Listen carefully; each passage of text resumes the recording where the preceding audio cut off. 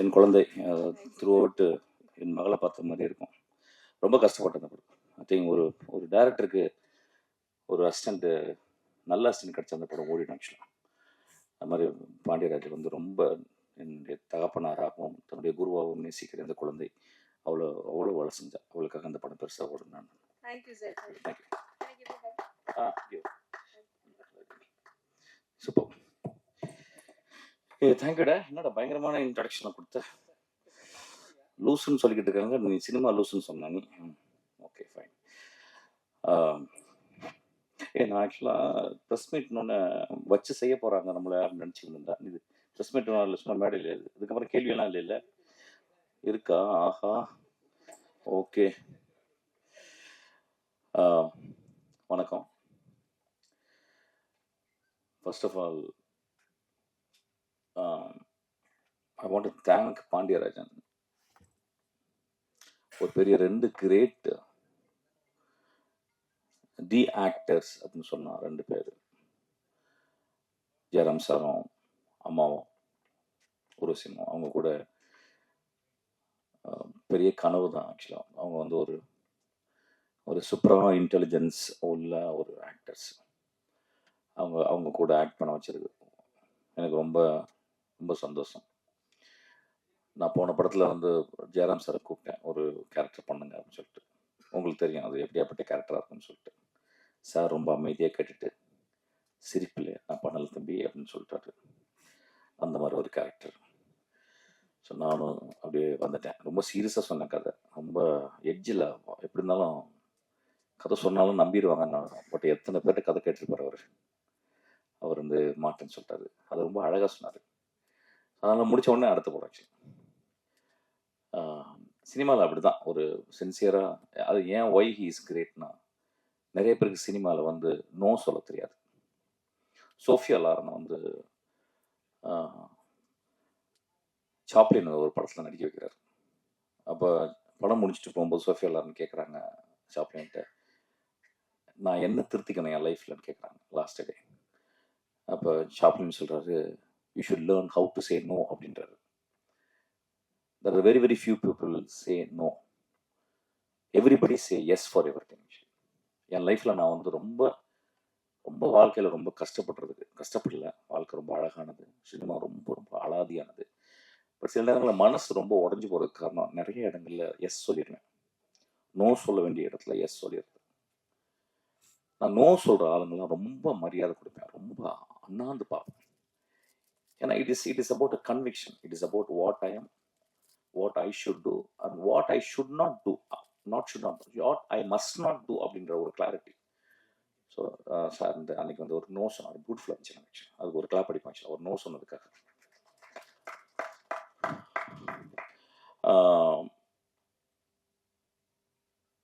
ஊர்வசியமா வந்து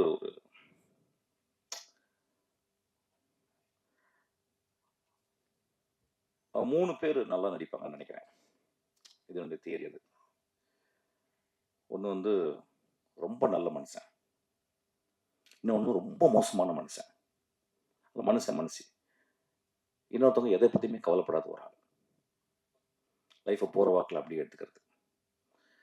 அப்படியேப்பட்ட 3வது கேட்டகரி தான் நான் வந்து அம்மாவை பார்க்குறேன். she never bothers, she comes and takes. நான் அவங்களை ரொம்ப அப்சர்வ் பண்ணேன் இந்த படத்தில். she kept on improvising. ஒரு சீன் சொல்லுவாங்க, நானும் நடிக்கும்போது சார் நடிக்கும்போது, வெரி பியூரிட்டியான ஒரு ஹார்ட் நினைக்கிறேன் மம்மி, எனக்கு தெரியல ஆக்சுவலாக. நான் ரொம்ப நாளைக்கு அப்புறம் மம்மின்னு கூப்பிட்ட நான் போய் பார்த்தோன்னே எனக்கு அப்படியே காலை தொட்டு கும்பிட்டேன். எவ்வளோ பெரிய கிஃப்ட் என் லைஃப்பில். நான் வந்து சாவித்திரி அம்மா காலில் தான் விழுகணும்னு நினச்சேன், விழ முடியல. அதுக்கப்புறம் அம்மா காலில் விழுந்தேன். Such a sweetheart actually. ரொம்ப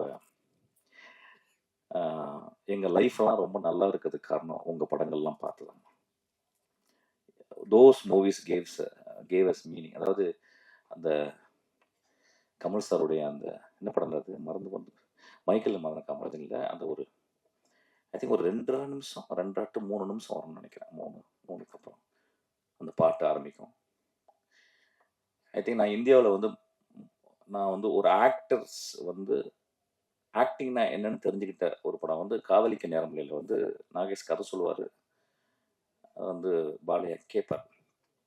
அது ஏன் கிரேட் ஃபிலிம், கிரேட் ஆக்டிங்னா கிரேட் ஆக்டிங் நடந்திருக்கு. பட் ஆனால் ஒய் எக்ஸ்ட்ராடனரி ஆக்டிங் அப்படின்னா, ஒருத்தவங்க நடிக்கும் போது ஆப்போசிட்ல இருக்க எப்படி ரியாக்ட் பண்றாங்க. The greatest acting is actually conflict கதையில் இருக்கும், அந்த ஆர்டிஸ்டை ஜெனரேட் பண்ணிப்பாங்க அந்த கான்ஃப்ளிக்ட். அதுதான் real acting. They prepare. Stanislavski சொல்ல ஒரு ஆக்டர் ப்ரிப்பேர்ஸ். எனக்கு தெரிஞ்சது அவங்க ரெண்டு பேரும் அந்த மாதிரி புத்தகம்லாம் படிச்சுக்க மாட்டாங்க. ஆனால் they prepared in such a way that you don't even, you can't even understand that it is actually happening. ஒரு சினிமாவில் ஒரு கேமராக்கு மேலே நடிக்கணும்னு சொல்ல முடியாது அந்த அளவுக்கு. So it's meant to be a humour scene. எனக்கு அதுக்கப்புறம் நிறைய எக்ஸாம்பிள் சொல்லுவேன். அசிஸ்டன்ஸ் சொல்லும்போது வந்து அந்த படத்தை பாருங்கடா, நடிப்பு உங்களுக்கு சொல்லிக் கொடுக்கும், அந்த அதை பாருங்க. நான் ஒரு ஐ திங்க் ஒரு மோர் தென் 100 டைம்ஸ் அதை பார்த்துருக்கேன். அதுக்கப்புறம் நான் 100 டைம்ஸ் பார்த்த ஒரு காட்சி வந்து கமல் சாரும் அம்மாவும் அந்த படத்தில் மைக்கேல் மதன காமராஜன் இல்லை அந்த படிக்கட்டு, நான் படிக்கட்டுன்னு சொல்லுவேன், த கிரேட்டஸ்ட் ஆக்டிங். அது இறங்கி ஏறி இறங்கி ஏறி அது ஒரு எக்ஸ்ட்ராடனரி சீன். அது வந்து கமல் சார் அவங்களும் பண்ணியிருப்பாங்க. I know that Kamal sir is a great writer.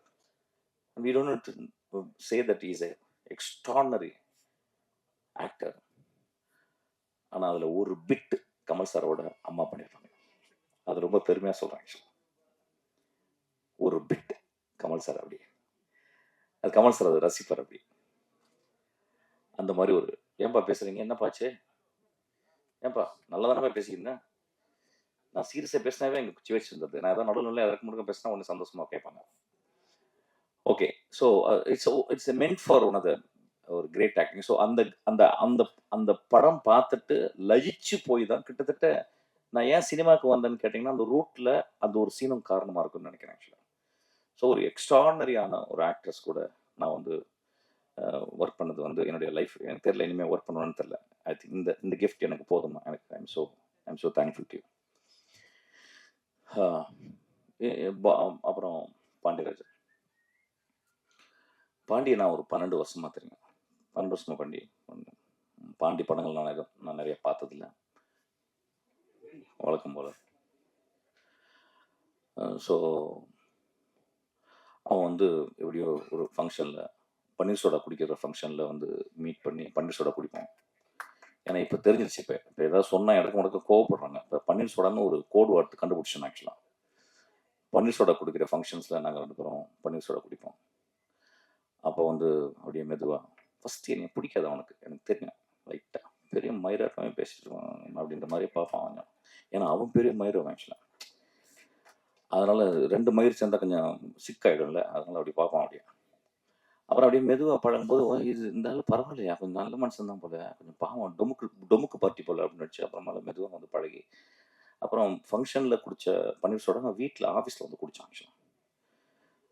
ஆஃபீஸில் பார்த்தீங்கன்னா ஒரு 200 டைப் இருக்கும் ஆக்சுவலாக.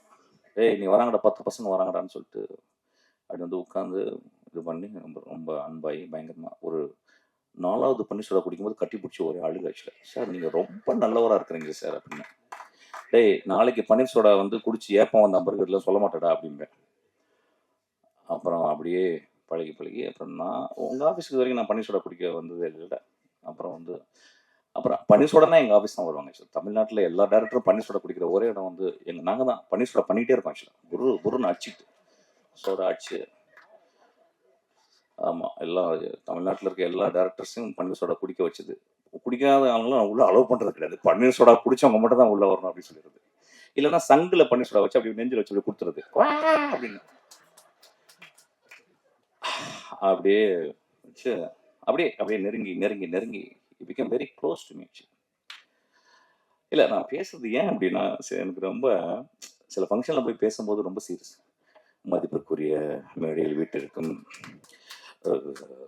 படத்தில் நான் வந்து ஒரு காட்சி பண்ணியிருக்கேன், அது ரொம்ப நன்றி. இப்படிலாம் பேசினா செத்துருவேன் ஆக்சுவலாக. எங்கேயா போய் குதிச்சு சொல்ல முடியல. I really want to entertain. The very word entertain comes from tenure. Tenure to hold tightly. சினிமாக்குள்ள போகிறோம், தியேட்டருக்குள்ள போகிறோம், it holds you tight. You enter and it holds. That's called entertain. So I think we have to talk something very interestingly. Otherwise, it's getting bored actually. So அது மாதிரி பன்னீர் soda குடிக்க வந்ததில்ல அப்படியே நெருங்கி அப்புறம் 2 பாட்டிலில் பன்னீர் சோடா குடிச்சவங்க ஒரே கிளாஸில் பன்னீர் சோடா குடிச்ச 2 பேரும் ரொம்ப ஃப்ரெண்ட் ஆகி, அப்புறம் அவனை பற்றி நான் எதுவுமே கேட்டதில்லை, எதுவுமே தெரிஞ்சதில்லை. ஆனால் ஆளை பார்த்தோன்னே தெரிஞ்சிடும். எனக்கும் அவனுக்கு ஒரு சின்ன, இந்த சென்னை புழுதிகளில், இந்த சென்னை என்னும் நரகத்தில் அழகான கிராமங்களை, அழகான ஊர்களை விட்டு பிழைப்பு தேடி வந்த எத்தனையோ இருதயத்தை அடகு வைத்த மனிதர்களில் நானும் அவனும் ஒன்றுன்னு புரிஞ்சுக்கிட்டேன். அவன் அவனுடைய இளமை காலம் ரொம்ப கொடுமையான காலம் அப்படின்றது என்னை மாதிரி அவன் புரிஞ்சுக்கிட்டேன். அவர் நான் அதை கேட்க தேவையில்லை. ஏன்னா அவன் கண்களை பார்த்தாவே எனக்கு தெரியும், அவனுடைய உடம்பை பார்த்தா தெரியும், அவனுடைய பேச்சினுடைய மொழியினுடைய வேகத்தை பார்த்தா அவனுக்கு ஒரு 2 மணி நேரத்தில் வர சீட்டு இருக்கிற ஒரு நெருப்பு போல கக்குகிற ஒரு கோபத்தை பார்த்தோன்னு எனக்கு தெரியும் இந்த சென்னை அவனை என்ன பண்ணுச்சுன்னு. இதை ஏன் சொல்கிறேன் அப்படின்னா நான் இந்த படத்தில் ஒர்க் பண்ணியிருக்கோம். எங்கள் ஆஃபீஸில் ஒருத்தர், அவர் என் ஷூட்டிங் ஸ்பாட் வந்திருந்தார். பாண்டியை அப்படி பக்கத்தில் இருந்து பார்த்தாரு, பாண்டியன் இப்படி பார்த்தேன். அப்புறம் நான் காரில் போகும்போது அவர் கூப்பிட்டு போனேன். என்ன பாண்டிய அவனுக்கு தெரியுமா? ஒன்றாந்தாள் சொன்னார். எனக்கு பாண்டி ஏவிஎம்ல இருக்கும்போது தெரியும் அப்படின்னு சொன்னான். படம் மயிறு வெளியே படம் இறங்கிட்டேன், வேலையை போச்சு. பாண்டி மன்னிச்சுக்கிறா, பாண்டி ஒரு கிரேட்டஸ்ட் வாரியர். தமிழ் சினிமாவில் வறுமையிலிருந்தும் கஷ்டப்பட்டு வரவங்களை இந்த சமூகம் கேலி பண்ணிக்கிட்டே இருக்கும். ஆனால் எவன் வறுமைகளையும் அந்த வறுமையை பெருமையாக நினைத்து உழைத்து சினிமா போன்ற ஒரு பெரும் ஒரு கனவுகளை விற்கும் ஒரு இடத்தில் நினைவுகளை விற்பவன் தான் பெரிய டேரக்டர் ஆக முடியும். அந்த நினைவுகளை விற்றவன். ஆக்சுவலாக அந்த மனுஷனை வெளியே விட்டு ஆஃபீஸ் விட்டு வெளியேற்றிக்கிட்டேன். இது ஏன் சொல்கிறேன் அப்படின்னா, சும்மா வரல சினிமா. நான் எப்பயுமே பாண்டியராஜனை ஒத்து பார்ப்பேன். என்ன பாண்டியராஜன் என்ன சிறப்பு? இப்போ மணிரத்னம் இருக்காரு, ரொம்ப விஷுவலாக இருக்கும். சேரன் படத்தில் ஒரு பெரிய நாணயமும் தர்மமும் இருக்கும். தியாகராஜன் குமாரராஜா படத்தில் ஒரு குவிக்னஸ் இருக்கும். நீங்கள் மனிதர்களை நீங்கள் ப்ரெடிக்டே பண்ண முடியாது. கொட்டுக்காளியில் அவன் வாழ்ந்த மண்ணில் இருக்க சில நியாய அநியாயங்களை அவன் தள்ளி நின்று பார்க்கிற ஒரு தன்மை இருக்கும். ராமுடைய படத்தில்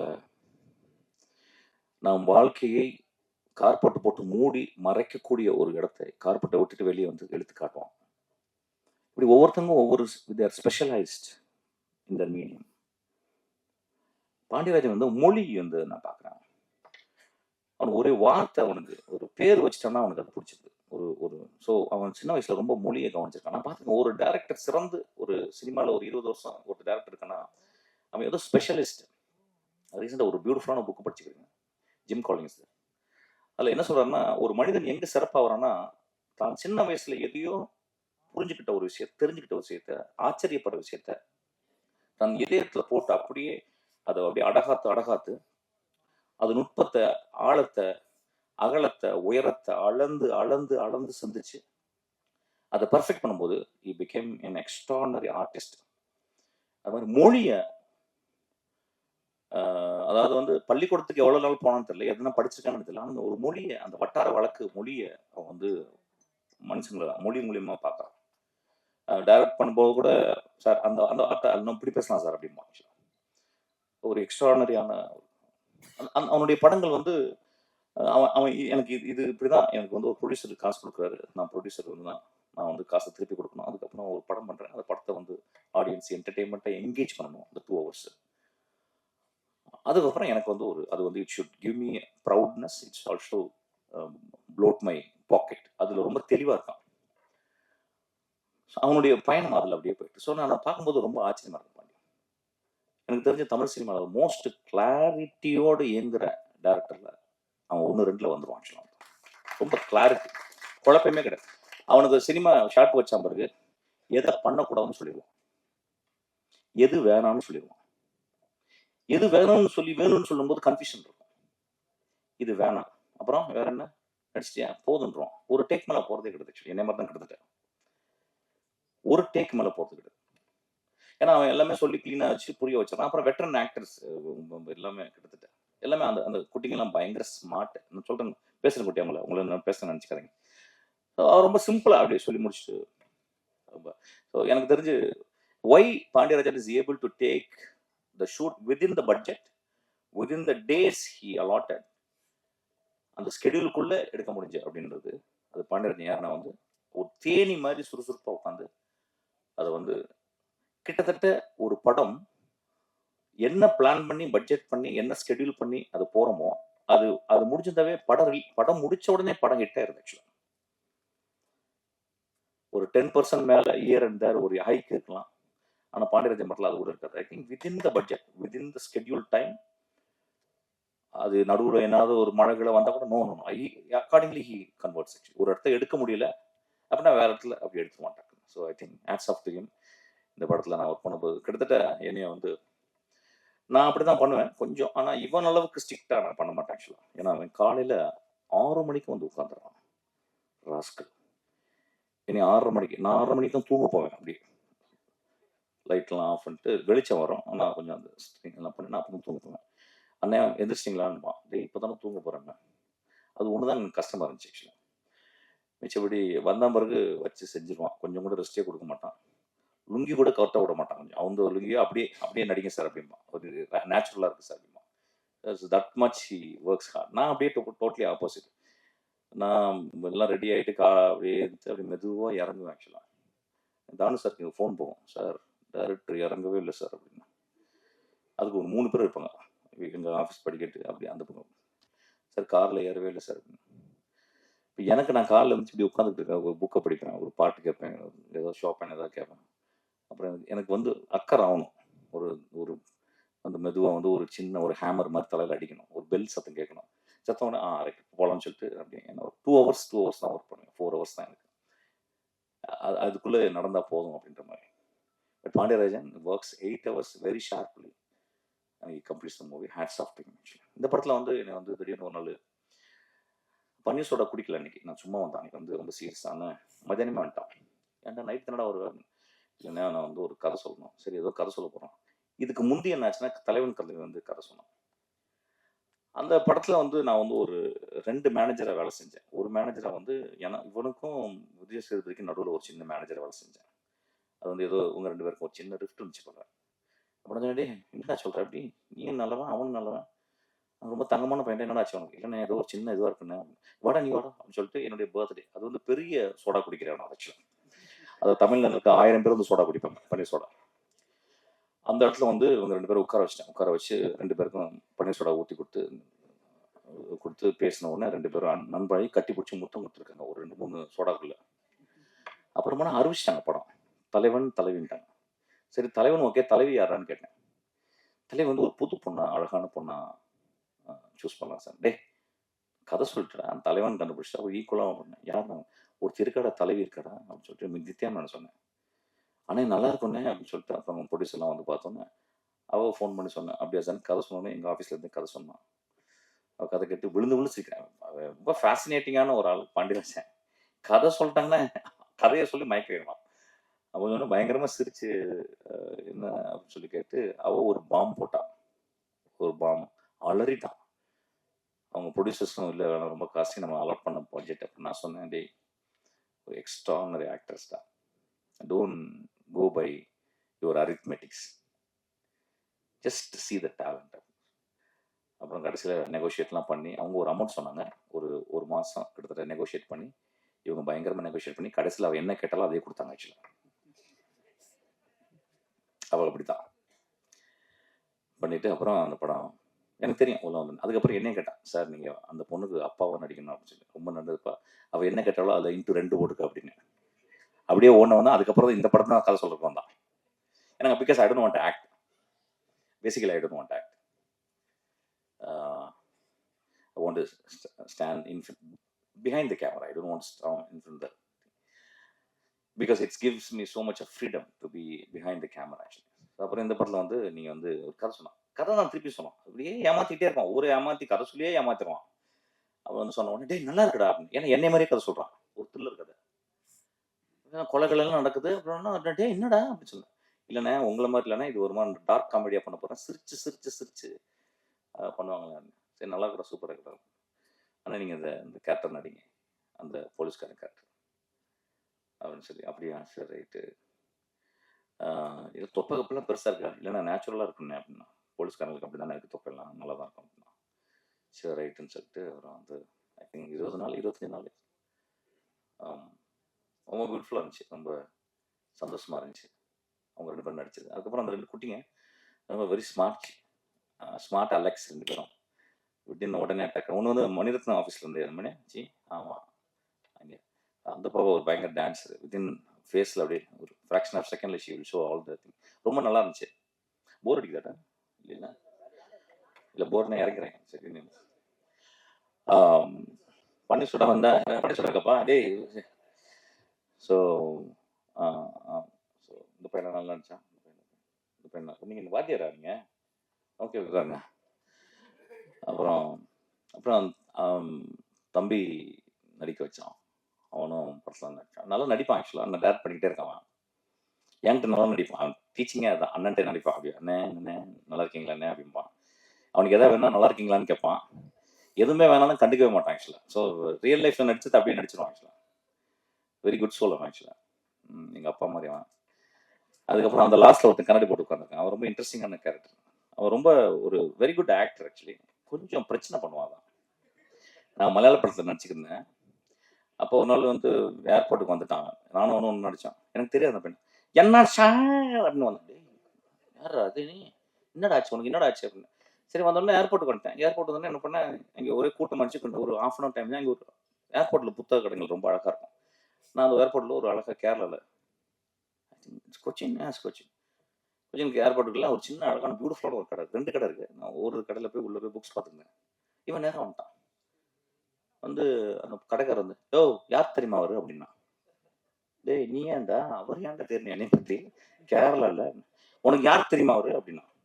அவன் பயந்துட்டான். என்னடா இது, அவங்களே ஏற்கனவே பாண்டிமாங்க நம்மள. ஆக்சுவலா இந்த பொறிக்கு பாண்டிங்க 2 பேரும் வந்து என்னடா பண்றாங்கன்னு சொல்லி வந்து ஒரே மிரட்டான். டேய் விட்றா, என்னடா பேசுற? காசு கொடுக்கணும். ஏய் அவர் யார் தெரியுமா? அவருக்கு நீ காசு வாங்குறேன்றான். கடைக்காரன்ட்ட காசு வாங்குறேன்னு முரட்டுறாங்க அவன். நான் விட்டேன். ஓஹோ சூப்பர் பார்ட்டி பாது அப்படின்னு சொல்லிட்டு. ஏன்னா நாங்கள் ஃபைட்ல தான் பண்ணோம். ஒன்றும் சேர்ந்து சரின்னு உட்காந்து என் பக்கத்துலேயே போட்டாங்க. என் பக்கத்தில் போட்டால் அவன் பக்கத்தில் அவன் அசிஸ்டன்ட் வர நடுவில் உட்காந்துருக்கான். ஏர் ஹோஸ்டஸ் வச்சுட்டு செய்யறான். ஏர் ஹோஸ்டஸ் ஏய் அவர் யார் தெரியுமா? டேய் என்னடா இது எனக்கு புரியவே இல்லை. யார் தெரியுமான்னு என்னையாட தெரியணும்? ஏர் ஹோஸ்டஸ் ஏன்டா என்ன தெரியணும் அப்படின்னு ஒரே திட்டு, ஒரே சண்டை. அவருக்கு என்ன நீ டீ கொடுத்தியா காஃபி கொடுத்தியான்றான். இது என்னப்பா இவரு மோசமான அன்பா இருக்கு. இது என்ன அன்பா இல்லை ஏதோ அராஜகம் பண்றானான்னு தெரியல ஆக்சுவலா. அப்புறம் முடிச்சு அவன் சரி அந்தம்மா போயிட்டாங்க. அப்புறம் அசிஸ்டன்ட் வச்சு 2 ஐ திங்க் 45 மினிட்ஸ் 1 hour வச்சு செஞ்சுக்கிட்டே இருக்கான். அவனை என்னன்னு தெரியல. பண்ணிட்டு தலைவர் இறங்கி மூத்திரம் அடிக்க போனாரு. அப்புறம் நான் வந்து கேட்டேன், ஏன்ப்பா எப்படிப்பா அவன்கிட்ட வேலை செய்யற அப்படின்னு. அவன் நீ பார்த்தான் அப்படிதான் சார் இருக்கேன் அப்படின்னா. அதே மாதிரி இன்னைக்கு போய் அவனுக்கு ஆப்பு இருக்குன்னு நினைக்கிறேன் ஆக்சுவலா.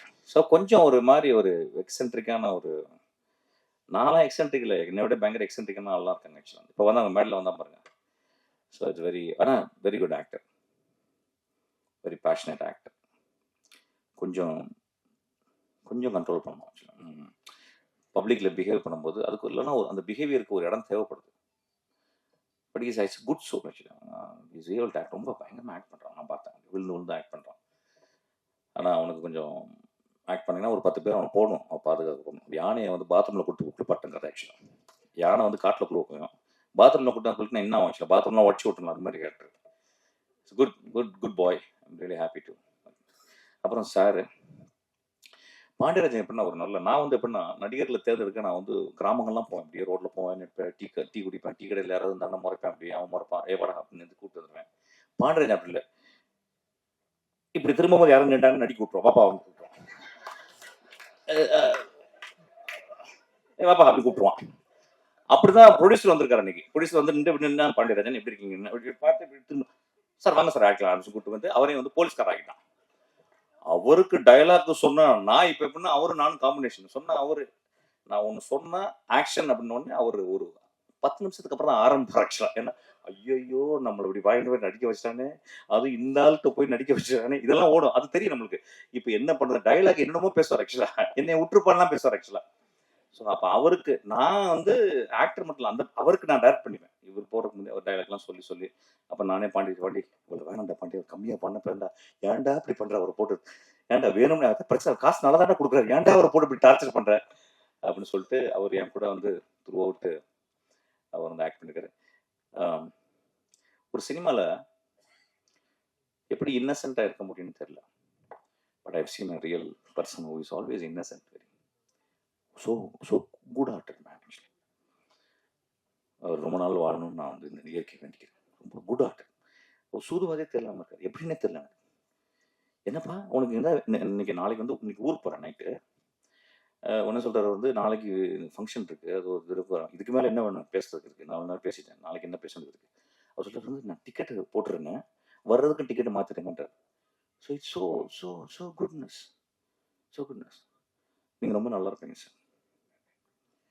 நீங்கள் வந்து தமிழ் சினிமாவுடைய அந்த ப்ரொடியூசர் கண்டு அது ரொம்ப கஷ்டமான, அது நிறைய பேர்லாம் வந்திருக்காங்க சார், ரொம்ப கஷ்டமான ஒரு அது நீங்கள் வந்திருக்கீங்க. கொஞ்சம் பார்த்து அடிக்கடி சேரில் உட்காராதீங்க, நின்றுக்கிட்டே இருங்க. அதில் உட்காந்துன்னா ஒரு மாதிரி ஆயிடுவீங்க ஆக்சுவலாக, அப்படிலாம் வந்துடும். அதனால கொஞ்சம் please maintain your innocence sir. அப்பப்போ வெளியே போயிருங்க சார், அந்த ரூம்குள்ளே போகாதீங்க அப்போ. ஓகே.